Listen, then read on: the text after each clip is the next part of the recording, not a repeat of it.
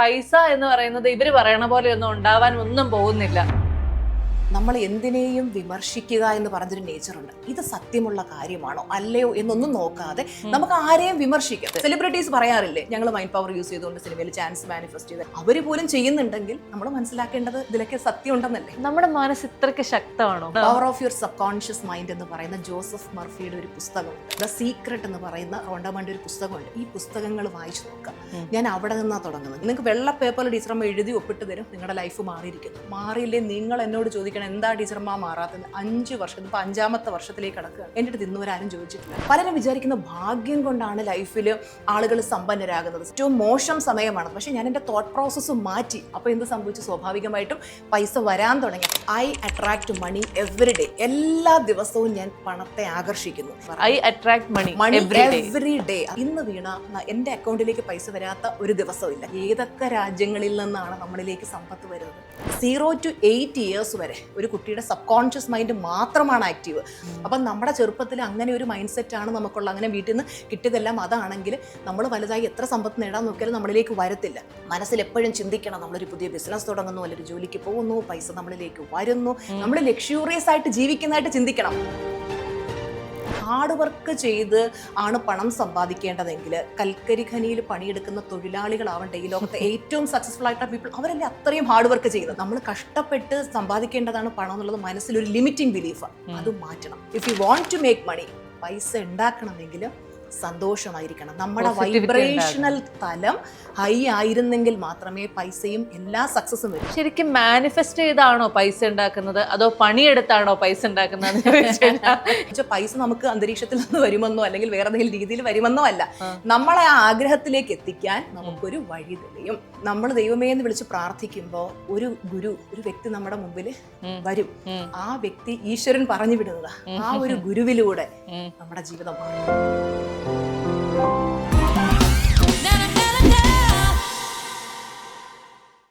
ലോകത്ത് മനുഷ്യരായിട്ട് ജനിച്ചിട്ടുള്ള എല്ലാവർക്കും ആവശ്യമുള്ള ഒരു കാര്യമാണ് പണം എന്ന് പറയുന്നത്. ചിലർക്കത് അന്നന്നത്തെ കാര്യങ്ങൾ നടത്താനായിരിക്കും, ചിലർക്ക് വളരെ ലക്ഷൂറിയസ് ആയിട്ട് ജീവിക്കാനായിരിക്കും. എല്ലാവർക്കും ആവശ്യമുള്ള ഒന്നാണ് പണം എന്ന് പറയുന്നത്. നമ്മളാണെങ്കിൽ എപ്പോഴും ചിന്തിച്ചുകൊണ്ടിരിക്കുന്നതും ഇനി നമ്മൾ എന്ന് ഞാൻ പറയുമ്പോൾ ഒരുമാതിരിപ്പെട്ട എല്ലാവരും ചിന്തിച്ചുകൊണ്ടിരിക്കുന്നത് എങ്ങനെ പൈസ ഉണ്ടാക്കാം എന്നുള്ളതായിരിക്കും അല്ലേ. അപ്പൊ ആ ഒരു ചോദ്യത്തിന് നിങ്ങൾക്ക് ഉത്തരം വേണോ? അങ്ങനെ ഉത്തരം ആഗ്രഹിക്കുന്നുണ്ടെങ്കിൽ നമ്മുടെ കൂടെയുള്ളത് ലൈഫ് കോച്ചായിട്ടുള്ള സുജ ആർ മോഹനാണ്. ചേച്ചി, വെൽക്കം ടു ദ ഷോ. അപ്പൊ ഞാൻ ചോദിച്ച പോലെ ആ ചോദ്യത്തിന് എല്ലാവർക്കും ഉത്തരം ആഗ്രഹമുള്ളതാണ്, എങ്ങനെ പൈസ ഉണ്ടാക്കാം എന്നുള്ള ചോദ്യം. അപ്പൊ ആ ചോദ്യത്തിൽ ഞാൻ തുടങ്ങട്ടെ. എങ്ങനെയാ മനുഷ്യന്മാർക്ക് പൈസ ഉണ്ടാക്കാൻ പറ്റുക? പൈസ ഉണ്ടാക്കണമെങ്കിൽ ആഗ്രഹം വരണം. അതായത് എനിക്ക് പൈസ വേണം എന്നുള്ളൊരു ആഗ്രഹം വരണം. പലരുടെയും ചിന്ത പൈസയെക്കുറിച്ച് ചിന്തിക്കുന്നത്, പൈസയെക്കുറിച്ച് പറയുന്നത്, പണം വേണമെന്ന് ആഗ്രഹിക്കുന്നത് അതൊരു മോശം കാര്യമായിട്ട് കരുതുന്ന പലരും ഉണ്ട്. ആക്ച്വലി അങ്ങനെയല്ല. പണം വേണമെന്ന് നമ്മൾ ആഗ്രഹിച്ചെങ്കിൽ മാത്രമേ പൈസ നമ്മളിലേക്ക് വരത്തുള്ളൂ. അപ്പൊ ആദ്യം നമുക്ക് വേണ്ടത് പണം വേണമെന്നുള്ള ആഗ്രഹം വേണം. പലരും വിചാരിക്കുന്ന ഭാഗ്യം കൊണ്ടാണ് ലൈഫിൽ ആളുകൾ സമ്പന്നരാകുന്നത്. സമ്പത്ത് നേടിയിട്ടുള്ളവരൊക്കെ അവർക്ക് എന്തോ എൻ്റെ അടുത്ത് പലരും പറയാണ്ട്, സുജിയുടെ സമയം നന്നായി, ജാതകത്തില് സമയം വഴിപാടുകൾ നേർന്നിട്ടുണ്ടോ, അങ്ങനെ സമയം നന്നായത് കൊണ്ടാണ് രക്ഷപ്പെട്ടത്. സമയം നന്നാവലല്ല. ഞാൻ കഴിഞ്ഞൊരു വീഡിയോയിൽ പറഞ്ഞിട്ടുണ്ട്, ജോത്സ്യർ പറഞ്ഞ ഏറ്റവും മോശം സമയമാണ്. പക്ഷെ ഞാൻ എൻ്റെ തോട്ട് പ്രോസസ്സ് മാറ്റി. അപ്പോൾ എന്ത് സംഭവിച്ചു? സ്വാഭാവികമായിട്ടും പൈസ വരാൻ തുടങ്ങി. അപ്പം നമുക്ക് സമയമോ ഒരാളുടെ ഭാഗ്യമോ ഒന്നുമല്ല അയാളുടെ ലൈഫ് നിർണ്ണയിക്കുന്നത്, അല്ലെങ്കിൽ അയാളുടെ സക്സസ് തീരുമാനിക്കുന്നത്. അപ്പം നമ്മൾ എന്ത് ചെയ്യണം എന്ന് വെച്ച് കഴിഞ്ഞാൽ അതിന് വേണ്ടിയിട്ടൊരു മൈൻഡ് സെറ്റ് ഉണ്ടാക്കിയെടുക്കണം. മനസ്സിൽ എപ്പോഴും ചിന്തിക്കണം, നമ്മളൊരു പുതിയ ബിസിനസ് തുടങ്ങുന്നു, അല്ലെങ്കിൽ ജോലിക്ക് പോകുന്നു, പൈസ നമ്മളിലേക്ക് വരുന്നു, നമ്മൾ ലക്ഷൂറിയസ് ആയിട്ട് ജീവിക്കുന്നതായിട്ട് ചിന്തിക്കണം. പക്ഷെ അപ്പൊ ഞാനൊരു സംശയം പറയട്ടെ, ചില ആൾക്കാർ നല്ല പൈസയുള്ള ആൾക്കാരാണെങ്കിൽ പോലും അവര് എപ്പോഴും പറയും എൻ്റെ പൈസ ഒന്നും ഇല്ല കേട്ടോ, എൻ്റെ പൈസ ഒന്നും ഇല്ല കേട്ടോ എന്ന് പറയുന്നത് കേൾക്കാം. അപ്പൊ അത് സത്യത്തില് അവർക്ക് ഗുണമാണോ ചെയ്യുന്നത്, ദോഷമാണോ? അതായത് എപ്പോഴും അവര് മറ്റുള്ളവരോട് ചിലപ്പോ പറയാൻ വേണ്ടി മാത്രമേ അത് യൂസ് ചെയ്യും. മനസ്സിലാവും. ആരെങ്കിലും കടം ചോദിക്കാതെ അപ്പൊ പറയും പൈസ ഇല്ല എന്ന് പറയും. പക്ഷെ അവരുടെ ഉള്ളിൽ ആ സമ്പന്നത കിടക്കുവാണല്ലോ. അവർ ലക്ഷറിയല്ലേ ചുറ്റും കാണുന്നത്. അപ്പൊ ഓട്ടോമാറ്റിക്കലി അവരിലേക്ക് കൂടുതൽ പൈസ. പക്ഷെ അത് ലക്ഷറി കണ്ടാലും പിന്നെയും ഇല്ല എന്ന് ചിന്തിച്ചു കഴിഞ്ഞാൽ സ്വാഭാവികമായിട്ടും നിങ്ങൾ എന്ത് ചിന്തിക്കുന്നു നിങ്ങൾ അത് ആയിത്തീരുമെന്നാണ് പറയുന്നത്. അപ്പൊ കൂടുതൽ ഇല്ലായ്മയിലേക്ക് പോകും. അപ്പൊ ചിലപ്പോൾ മറ്റുള്ളവർ ഇതുപോലെ പൈസ ചോദിക്കുമ്പോഴൊക്കെ അന്നേരം പറയുന്നതുകൊണ്ട് കുഴപ്പമില്ല. പക്ഷെ മാക്സിമം ചിന്തയും എന്താണോ അതായിരിക്കും നടപ്പിൽ വരുന്നത്. ഇതുപോലെ തന്നെ എനിക്ക് ഉണ്ടായ വേറൊരു ചോദ്യമാണ്, അതായത് ചേച്ചിയുടെ നമ്മൾ ഇന്റർവ്യൂ പബ്ലിഷ് ചെയ്തപ്പോൾ ഒരുപാട് നല്ല കമന്റുകൾ കണ്ടു. ഇങ്ങനെ ഒരു ടീച്ചറിനെ കണ്ടുമുട്ടിയത് നല്ലത് അല്ല ഭാഗ്യം എന്ന് പറഞ്ഞതുകൊണ്ട് എൻ്റെ പേഴ്സണൽ ചാനലിൽ പോലും ആൾക്കാർ വന്ന് എഴുതിയിരുന്നു, വീണ ഞങ്ങളുടെ ജീവിതം വഴിമാറ്റിയ ഒരാളാണ് ടീച്ചർ അമ്മ എന്ന് പറഞ്ഞിട്ട്. അപ്പൊ ആ രീതിയിൽ എഴുതിയ അതൊക്കെ ഒരു സൈഡിൽ നിൽക്കുമ്പോൾ മറ്റൊരു സൈഡിൽ ഞാൻ കണ്ടതാണ്, ഇങ്ങനെ ഇരുന്ന് ഡയലോഗ് അടിക്കാൻ നല്ല എളുപ്പമാണ്, പക്ഷെ പൈസ എന്ന് പറയുന്നത് ഇവർ പറയണ പോലെ ഒന്നും ഉണ്ടാവാൻ ഒന്നും പോകുന്നില്ല എന്ന്. ഇങ്ങനെ ഇത്ര ഭീകരമായി നെഗറ്റീവ് പറയുന്നവരോട് ടീച്ചർ എന്ത് പറയും? തീർച്ചയായിട്ടും നല്ലൊരു ചോദ്യമാണ്. കാരണം അവർക്ക് മൈൻഡ് പവറിനെ കുറിച്ച് അറിയില്ല, അറിയാത്ത മനുഷ്യരാണ്. അതായത് നമ്മൾ എന്തിനേയും വിമർശിക്കുക എന്ന് പറഞ്ഞൊരു നേച്ചറുണ്ട്. ഇത് സത്യമുള്ള കാര്യമാണോ അല്ലയോ എന്നൊന്നും നോക്കാതെ നമുക്ക് ആരെയും വിമർശിക്കാം, പക്ഷെ ഒരു പ്രാവശ്യം അവരത് ട്രൈ ചെയ്ത് നോക്കൂ. സെലിബ്രിറ്റീസ് യൂസ് ചെയ്യുന്നില്ല, സെലിബ്രിറ്റീസ് പറയാറില്ലേ ഞങ്ങൾ മൈൻഡ് പവർ യൂസ് ചെയ്തുകൊണ്ട് സിനിമയിൽ ചാൻസ് മാനിഫെസ്റ്റ് ചെയ്ത്, അല്ലെങ്കിൽ സിനിമയായിട്ട് ഒരു ഫീൽഡുമായിട്ട് ഒരു ടച്ച് ഇല്ലാത്ത മനുഷ്യർ. അപ്പോൾ അവർ പോലും ചെയ്യുന്നുണ്ടെങ്കിൽ നമ്മൾ മനസ്സിലാക്കേണ്ടത് ഇതിലൊക്കെ സത്യം ഉണ്ടെന്നല്ലേ. അതെ, ഈ മാനിഫെസ്റ്റേഷൻ ചേച്ചി പറഞ്ഞതിൽ നമ്മളിപ്പോൾ ഒരുപാട് കേൾക്കുന്ന വാക്കാണ് മാനിഫെസ്റ്റേഷൻ എന്ന് പറയുന്നത്. ശരിക്കും മാനിഫെസ്റ്റ് ചെയ്താണോ പൈസ ഉണ്ടാക്കുന്നത്, അതോ പണിയെടുത്താണോ പൈസ ഉണ്ടാക്കുന്നത്? മാനിഫെസ്റ്റേഷൻ എന്നുള്ള വാക്കിന്റെ അർത്ഥം സ്വപ്ന സാക്ഷാത്കാരം എന്നുള്ളതാണ്. ഇപ്പോ നമുക്ക് സമ്പത്ത് ഉണ്ടാക്കണമെങ്കിൽ ഞാൻ ചിന്തിക്കുകയാണ്, അപ്പൊ ഞാൻ എൻ്റെ കയ്യിൽ 5 പൈസ ഇല്ലാതിരുന്ന സമയത്ത് ഞാൻ ഇങ്ങനെ മനസ്സിൽ നിരന്തരം കണ്ടിരുന്നത്, ഞാൻ ലക്ഷറിയിൽ ജീവിക്കുന്നു, അബണ്ടൻസിൽ ജീവിക്കുന്നു, ഞാൻ ഇന്റർനാഷണൽ ട്രിപ്പ് പോകുന്നു, പ്രൈസ് ടാഗ് നോക്കാതെ ഷോപ്പ് ചെയ്യുന്നു, ഇങ്ങനെ നമ്മളിലേക്ക് ഇഷ്ടംപോലെ പൈസ വരും, നമ്മൾ രക്ഷപ്പെടുന്നതും ഒക്കെ മനസ്സിൽ നിരന്തരം കണ്ടു. അപ്പൊ അത് നമ്മളിങ്ങനെ മനസ്സിൽ നിരന്തരം കാണുമ്പോൾ അതിലേക്ക് എന്നെ എത്തിക്കേണ്ടേ. അപ്പൊ ആവർത്തിച്ച് കാണുന്ന കാര്യങ്ങൾ നമ്മുടെ സബ് കോൺഷ്യസ് മൈൻഡിലേക്ക് പോകും. അപ്പൊ സബ് കോൺഷ്യസ് മൈൻഡിൽ അത് പതിഞ്ഞു കഴിഞ്ഞപ്പോൾ അത് റിയാലിറ്റി ആക്കാൻ വേണ്ടി ഞാൻ ഈ പറഞ്ഞ പോലെ ലൈഫ് കോച്ചിങ് എന്ന് പറയുന്ന ഒരു മാർഗം എന്നിലേക്ക് വന്നു. അപ്പൊ അതിലൂടെ ക്ലാസ്സുകൾ എടുത്ത് സമ്പത്ത് നമ്മളിലേക്ക് വന്നു, മനസ്സിലാവുന്നു. അപ്പൊ നമ്മുടെ സ്വപ്നങ്ങൾ യാഥാർത്ഥ്യമാകാൻ ഇപ്പൊ എനിക്ക് ലൈഫ് കോച്ചിങ് ആണ് പറ്റിയിരുന്നത്, അതുകൊണ്ട് എന്നിലേക്ക് വന്നു. ഇപ്പൊ വീണയ്ക്ക് ചിലപ്പോൾ വേറൊരു ആശയമായിരിക്കും, പുതിയൊരു ബിസിനസ് ഐഡിയ വരികയാണ്. ചിലരാണെങ്കിൽ അവർക്ക് എന്തെങ്കിലും വിദേശത്ത് പോയി രക്ഷപ്പെടാനുള്ള ഒരു മാർഗം വരികയാണ്, അവർക്ക് അവരുടെ ഗോളിലേക്ക് എത്താൻ വേണ്ടി ഒരു വഴി തെളിഞ്ഞു വരും. ഇതിനെപ്പറ്റി പറയുന്നവർ അവർക്ക് അറിഞ്ഞുകൂടാത്തുണ്ട്. അതായത് അവർ വിചാരിക്കുന്നത് കഷ്ടപ്പെട്ട് ഞാൻ ചോദിക്കട്ടെ, ഹാർഡ് വർക്ക് ചെയ്ത് ആണ് പണം സമ്പാദിക്കേണ്ടതെങ്കിൽ കൽക്കരി ഖനിയിൽ പണിയെടുക്കുന്ന തൊഴിലാളികളാവട്ടെ ഈ ലോകത്തെ ഏറ്റവും സക്സസ്ഫുൾ ആയിട്ടുള്ള പീപ്പിൾ, അവരല്ലേ അത്രയും ഹാർഡ് വർക്ക് ചെയ്യുന്നത്. ശരിക്കും നമ്മൾ കഷ്ടപ്പെട്ട് സമ്പാദിക്കേണ്ടതാണ് പണം എന്നുള്ളത് മനസ്സിലൊരു ലിമിറ്റിംഗ് ബിലീഫ്, അത് മാറ്റണം. അപ്പൊ നമുക്ക് വളരെ ഈസി ആൻഡ് എഫേർട്ട്ലെസ് ആയിട്ട് പണം നമ്മളിലേക്ക് വരണമെങ്കിൽ നമ്മൾ സമ്പന്നതയിൽ ജീവിക്കുന്നതായിട്ട് എപ്പോഴും ചിന്തിക്കണം. നിരന്തരം നമ്മൾ ദാരിദ്ര്യത്തിൽ ജീവിക്കുന്നതായിട്ട് അല്ലെങ്കിൽ കഷ്ടപ്പാടാണ്, നമ്മുടെ ഉള്ളിന്റെ ഉള്ളിൽ ദാരിദ്ര്യമാണെങ്കിൽ പുറം ലോകത്ത് നമുക്ക് അതേ എക്സ്പീരിയൻസ് ചെയ്യാൻ പറ്റും. അപ്പൊ ഉള്ളില് സമ്പന്നത സൃഷ്ടിക്കാം. ഇപ്പൊ ഒരു ഭിക്ഷ യാചിക്കുന്ന ഒരു വ്യക്തി, അദ്ദേഹത്തിന്റെ കയ്യിൽ ആകെ ഒരു ഭിക്ഷ യാചിക്കുന്നവർ മാത്രം അദ്ദേഹം ഇട്ടേക്കുന്ന ഒരു ജോഡി വസ്ത്രമേ ഉള്ളൂ എന്ന് വിചാരിക്കാം, ഒരു ചെറ്റക്കുട്ടില്ല താമസിക്കുന്നത്. അവിടെ നിന്ന് അദ്ദേഹം വേണമെന്ന് വിചാരിച്ചാൽ ഈ പറയുന്ന മൾട്ടി ബില്യണിയറിലേക്ക് എത്താൻ പറ്റും. കാര്യം എന്താ? അവനവന്റെ മനസ്സിലെ ചിന്ത നിരന്തരം സമ്പത്തിനെ കുറിച്ച് ചിന്തിക്കുകയും രക്ഷപ്പെടുന്നിട്ട് ഈ മനുഷ്യൻ നിരന്തരം, സിമ്പിൾ എക്സാമ്പിൾ ഞാൻ പറയാം, ഭിക്ഷ യാചിക്കാനായിട്ട് ഇങ്ങനെ ഭിക്ഷാപാത്രം കൊണ്ട് നടക്കുക. അപ്പോഴൊക്കെ ഈ ഐഡിയ കിട്ടിക്കഴിഞ്ഞാൽ മനസ്സിൽ നിരന്തരം ഇങ്ങനെ ചിന്തിക്കുകയാണ്, താനൊരു BMW കാറിൽ അല്ലെങ്കിൽ ഒരു ബെൻസ് കാറിൽ ഒരു മുതലാളി പോലെ ചാരി കിടക്കുന്നു, ഫ്രണ്ടിൽ ഡ്രൈവർ ഇരുന്ന് കാർ ഓടിക്കുന്നു. ഈ മനുഷ്യൻ നേരെ ഓഫീസിലേക്ക് ചെല്ലുന്നു. ഓഫീസിൽ 100 കണക്കിന് സ്റ്റാഫ്. ഇദ്ദേഹം കയറി ചെല്ലുമ്പോൾ അവരെഴുന്നേറ്റ് നിന്ന് good morning sir, good morning sir, good morning sir ഇത് പറയുന്നു. അപ്പോൾ ഇത് ആ ഒരു ഓഫീസ് തുടങ്ങുന്നതും രക്ഷപ്പെടുന്നതും ഒരുപാട് ബിസിനസ് സാമ്രാജ്യങ്ങൾ കെട്ടിപ്പടുക്കുന്നത് ഇത് നിരന്തരം കാണുമ്പോൾ ഇദ്ദേഹത്തിന്റെ ഉപബോധ മനസ്സിന് അറിയില്ല, ഇദ്ദേഹം ശരിക്കും ഈ മാക്സിമം ഒരു ദിവസത്തെ മാക്സിമം ചിന്തകളും ഈ സ്വപ്നങ്ങളാണെങ്കിൽ ഇദ്ദേഹത്തിന്റെ സബ് കോൺഷ്യസ് മൈൻഡിനെ റിയാലിറ്റി ചെയ്ത് ഇദ്ദേഹം വിഷ്വലൈസ് ചെയ്തതെന്ന് തിരിച്ചറിയാനുള്ള കഴിവില്ല. ഇതാണ് നിരന്തരം ചിന്തിക്കുന്നതെങ്കിൽ അതിലേക്ക് എത്താനായിട്ട് അദ്ദേഹത്തിന് വഴി തെളിയും. ചിലപ്പോൾ അങ്ങോട്ട് പോകുന്ന വഴിക്ക് ഒരു ലോട്ടറി എടുക്കും, മതിയല്ലോ. അല്ലെങ്കിൽ എന്തെങ്കിലും ചിലപ്പോൾ ഒരു സമ്പന്നനെ പരിചയപ്പെടും, അദ്ദേഹം ഏതെങ്കിലും രീതിയിൽ ഇനിയും അതാണ് പറയുന്നത്. അപ്പോൾ അതിനെക്കുറിച്ച് അറിഞ്ഞുകൂടാതെ ഒരു വഴി തെളിയും എന്ന് വെച്ചാൽ പൈസ നമുക്ക് അന്തരീക്ഷത്തിൽ നിന്ന് വരുമെന്നോ അല്ലെങ്കിൽ വേറെ എന്തെങ്കിലും രീതിയിൽ വരുമെന്നോ അല്ല, നമ്മളെ ആ ആഗ്രഹത്തിലേക്ക് എത്തിക്കാൻ നമുക്കൊരു വഴി തെളിയും. അപ്പൊ ഞാൻ ഒരു കാര്യം, പല ആളുകളും പറഞ്ഞു കേട്ടിട്ടുണ്ട്, അവര് ഇത്തരം കാര്യങ്ങൾ എഴുതി വെക്കാറുണ്ട്. ഇപ്പൊ കണ്ണാടിയുടെ മുന്നിൽ അല്ലെങ്കിൽ അടയ്ക്കുന്ന വാതിലിന്റെ പുറകിൽ. ഇങ്ങനെ പണം ഉണ്ടാക്കാനായിട്ട് ഞാൻ എഴുതി വെക്കേണ്ട കുറച്ച് കാര്യങ്ങൾ എന്തൊക്കെയായിരിക്കും? നല്ല ചോദ്യം. ഞാൻ സ്ഥിരം പറയുന്ന ഒരു അഫർമേഷൻ ഉണ്ട്, I attract money every day. എല്ലാ ദിവസവും ഞാൻ പണത്തെ ആകർഷിക്കുന്നു. ഇത് റിപ്പീറ്റ് ചെയ്ത് പറയുമ്പോൾ, അങ്ങനെ ഞാനത് പറഞ്ഞുകൊണ്ടിരുന്ന സമയത്ത് എൻ്റെ കയ്യിൽ 5 പൈസ ഇല്ലായിരുന്നു. പക്ഷെ ഞാനിതിങ്ങനെ നിരന്തരം പറഞ്ഞു I attract money every day, അതായത് എല്ലാ ദിവസവും ഞാൻ പണത്തെ ആകർഷിച്ചുകൊണ്ടിരിക്കും. ഇന്ന് വീണ എൻ്റെ അക്കൗണ്ടിലേക്ക് പൈസ വരാത്ത ഒരു ദിവസവും ഇല്ല. കാര്യം എന്താ, നമുക്ക് ഒരുപാട് ക്ലാസ്സുകളുണ്ട്, കാര്യങ്ങളുണ്ട്. അതും രണ്ടാമത്തെ എൻ്റെ ഒരു അഫർമേഷൻ എന്ന് പറയുന്നത്, whenever I'm happy I'm receiving money from all over the world. ഞാൻ എപ്പോഴൊക്കെ ഹാപ്പി ആയിരിക്കുന്നു അപ്പോഴൊക്കെ ഈ ലോകത്തിലെ വിവിധ രാജ്യങ്ങളിൽ നിന്ന് എന്നിലേക്ക് പണം വന്നുകൊണ്ടിരിക്കുന്നു. അന്ന് ഞാൻ ഈ അഫർമേഷൻ പറയുമ്പോൾ ഞാനൊരു ലൈഫ് കോച്ച് അല്ല, ഞാൻ ഒന്നുമല്ല. പക്ഷെ ഇന്ന് ഏതൊക്കെ രാജ്യങ്ങളിൽ നിന്നാണ് നമ്മളിലേക്ക് സമ്പത്ത് വരുന്നത്. അപ്പോൾ അഫർമേഷൻസ് എന്ന് പറഞ്ഞാൽ ദൃഢപ്രതിജ്ഞാവാചകങ്ങൾ വർക്ക് ചെയ്യും. അപ്പോൾ ഈ അഫർമേഷൻ എന്താ, വിഷ്വലൈസേഷൻ എന്താ, ഇതിനെക്കുറിച്ചൊന്നും അറിഞ്ഞുകൂടാത്തവരാണ് ഇതൊക്കെ ചുമ്മാതെയാണ്, പറ്റിപ്പാണ്, തട്ടിപ്പാണ് എന്നൊക്കെ പറയുന്നത്. പക്ഷേ ഇത് ശരിയായ ഒരു ഗുരുവിൽ നിന്ന് മനസ്സിലാക്കി അതിൻ്റെ കാര്യങ്ങൾ മനസ്സിലാക്കി പ്രാക്ടീസ് ചെയ്താൽ, ഞാൻ പറഞ്ഞല്ലോ വീണ, ഏതൊരു മനുഷ്യനും സമ്പത്ത് നേടാൻ പറ്റും. പക്ഷെ ഇപ്പൊ ഇങ്ങനെ ഒരു കാര്യം എന്റെ മനസ്സിൽ ഒരു ഡബിൾ മൈൻഡാണ്. ഇതൊക്കെ വെറും തട്ടിപ്പാണോ, ഇതിനകത്തേക്കൊക്കെ പൈസ കൊടുത്ത് ഇങ്ങനെയൊക്കെ കോഴ്സിന് ജോയിൻ ചെയ്യണോ എന്നൊരു മനസ്സ്, എന്റെ മൈൻഡിൽ അങ്ങനെ ഒരു തോട്ടമുണ്ട്. പക്ഷെ ഞാനൊരു അറ്റംപ്റ്റ് നടത്താൻ തീരുമാനിക്കുകയാണ്, എന്തായാലും ഞാനൊന്ന് ചെന്ന് നോക്കാം എന്ന് പറയുന്ന ആളുടെ മനസ്സ് മാറ്റിയെടുക്കാൻ പറ്റുമോ? മനസ്സ് മാറ്റണ്ട. എൻ്റെ സിൽവർ മെമ്പർഷിപ്പ് ക്ലാസ്, അതിൽ കയറി ഒരു ദിവസം ക്ലാസ് അറ്റൻഡ് ചെയ്താൽ, അതിപ്പോൾ അറ്റൻഡ് ചെയ്തുകൊണ്ടിരിക്കുന്ന ഓരോ സ്റ്റുഡൻസും ഈ വീഡിയോയ്ക്ക് താഴെ തന്നെ അവർ കമന്റ് ഇടും. അവർ വിത്തിൻ 1 or 2 days അവരുടെ ടോട്ടൽ മൈൻഡ് സെറ്റ് മാറുകയാണ്. അവർ ചോദിക്കുന്ന ഒരു കാര്യമുണ്ട്, എന്തുകൊണ്ട് ഞങ്ങൾ ടീച്ചറിലേക്ക് നേരത്തെ എത്തിയില്ല? ജീവിതം ജീവിക്കാൻ ഇത്രയും സുഖകരമായിരുന്നു. അതായത് സ്ത്രീകൾ വീട്ടിൽ കിടന്ന് അലറുക, ബഹളം വെക്കുക, പിള്ളേരെ എടുത്തിട്ട് അടിക്കുക, ഹസ്ബൻഡിനോട് വഴക്ക്, പ്രശ്നങ്ങൾ. വിത്തിൻ 2 days ഈ ഭദ്രകാളിയെ പോലെ തുള്ളിക്കൊണ്ടിരുന്നവര് മഹാലക്ഷ്മിയെ പോലെ ശാന്തരായി. അപ്പൊ വീട്ടിലെ മാജിക്കാണ് സംഭവിക്കുന്നത്. അത് പിള്ളേര് പറയുന്നറിയാം, അയ്യോ ഞങ്ങൾ അമ്മ ഇങ്ങനെയല്ല മറ്റത്. അപ്പൊ അമ്മ ഭയങ്കര ശാന്തയായി. അപ്പോൾ ഡെയിലി മെഡിറ്റേഷൻ ടീച്ചർ ചെയ്യിക്കും. പിന്നെ ഞാൻ പറഞ്ഞില്ലേ, ഞാൻ നമ്മുടേതായിട്ടുള്ള എൻ്റെ ലൈഫ് എക്സ്പീരിയൻസിൽ നിന്നാണ് പല കാര്യങ്ങളും ഞാൻ പഠിപ്പിച്ചു കൊടുക്കുന്നത്. നമുക്ക് ദൈവത്തിന് ഒരു മനുഷ്യന്റെ മുമ്പിൽ നേരിട്ട് വരാൻ പറ്റില്ല. അപ്പോൾ നമ്മൾ ദൈവമേ എന്ന് വിളിച്ച് പ്രാർത്ഥിക്കുമ്പോൾ ഒരു ഗുരു, ഒരു വ്യക്തി നമ്മുടെ മുമ്പിൽ വരും.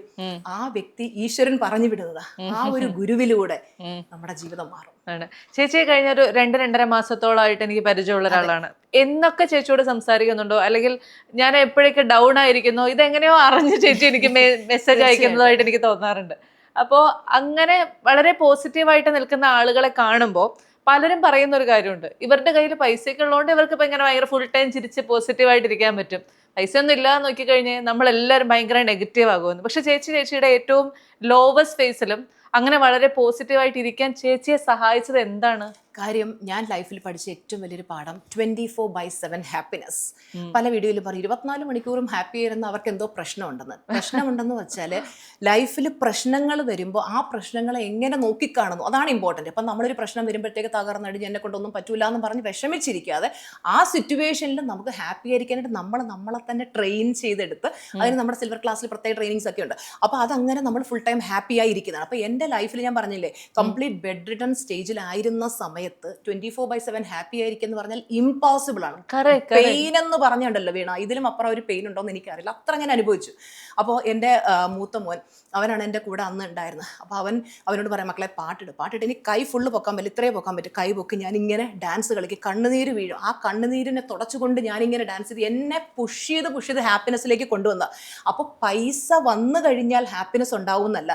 If you want to make money, പൈസ ഉണ്ടാക്കണമെങ്കിൽ സന്തോഷമായിരിക്കണം. നമ്മുടെ വൈബ്രേഷണൽ തലം ഹൈ ആയിരുന്നെങ്കിൽ മാത്രമേ പൈസയും എല്ലാ സക്സസും വരും. അപ്പോൾ വൈബ്രേഷൻ എന്ന് പറഞ്ഞാൽ എപ്പോഴും നെഗറ്റീവ് ചിന്തിച്ച് സങ്കടപ്പെട്ട് വിഷമിച്ച് കരഞ്ഞുകൊണ്ടിരുന്നാൽ നമ്മുടെ വൈബ്രേഷണൽ തലം വളരെ ലോ. ഈ ലോ വൈബ്രേഷൻ നിൽക്കുന്ന മനുഷ്യരാണ് എപ്പോഴും ദുഃഖവും ദുരിതവും പ്രശ്നങ്ങളും അതും ഇതും എല്ലാം അവരുടെ ലൈഫിൽ ഒരു കാന്തം പോലെ അട്രാക്ട് ചെയ്യും.